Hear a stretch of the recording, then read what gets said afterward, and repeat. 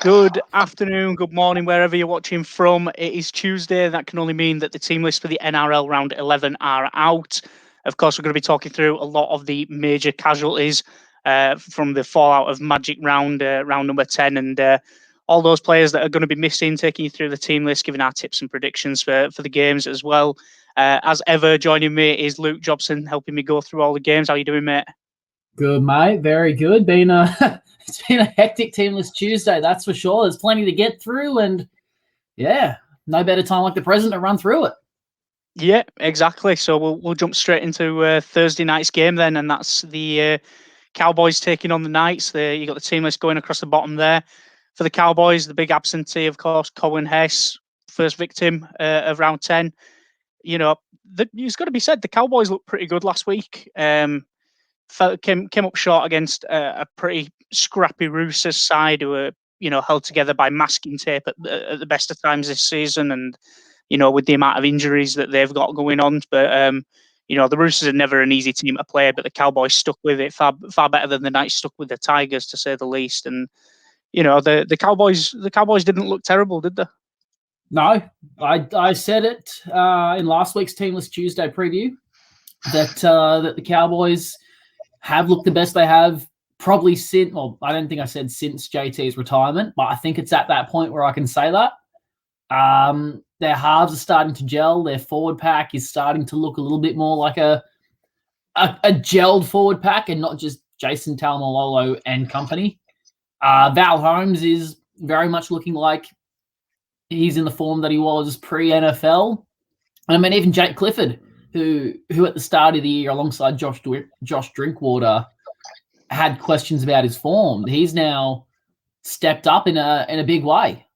As you mentioned, against a Roosters side that I don't know, masking tape might be bit strong there. We might have to call it A4 paper, mate. Some paper mache. But I mean, you just look at all the talent in the Roosters. Even their second stringers are as starters at 12 of 16 clubs in the NRL. So they're not an easy beat by any stretch. Looking at the Knights, still no Ponga, so Toy remains at fullback. I don't know. This is a tough one. It's not the most appealing game to kick off round 11, I will say, but it's a tough one to pick. You go and look at this, kind of second string halves combination for the Knights in Kurt Mann and Phoenix Crossland, and you question kind of whether they're able to really make an impact in attack now that there is no Ponga. You question how Connor Watson's going to be used. He's by far their most dangerous player in attack, but he's in the 14. But you can't drop him at the expense of Mitch Barnett, because Barnett could be the goal kicker this week. And he's one of their most dangerous forwards. He's a versatile forward who can play really 8 through 13, and if he needs to, can play in the centres. In terms of a tip, it's the Cowboys in better form, I think, than the Knights. They're in Townsville. It's coming up to Origin period. They know they're going to lose Val Holmes. They probably lose Kyle Felt.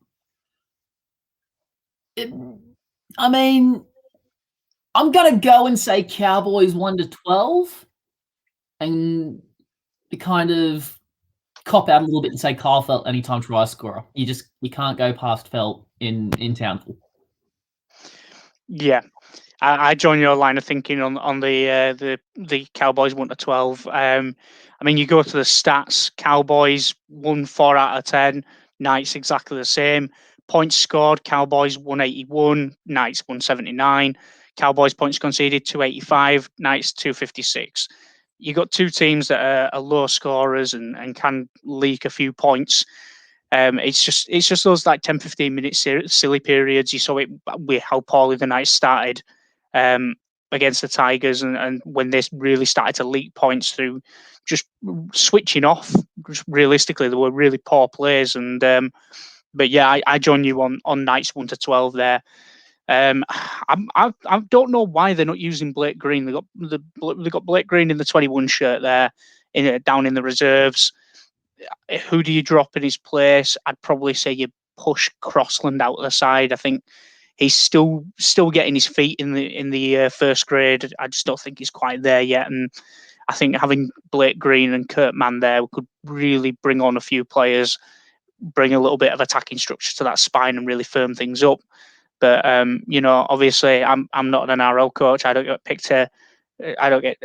to pick the teams. But so they're running out with Hoy at fullback still. But I don't know. There was some questions over. I think it was his hamstring towards the back end of that game. So could potentially lose Hoy. I'm not sure, but I'm going to go Knights 1-12 and anytime try scorer. It's a lottery. Is this one?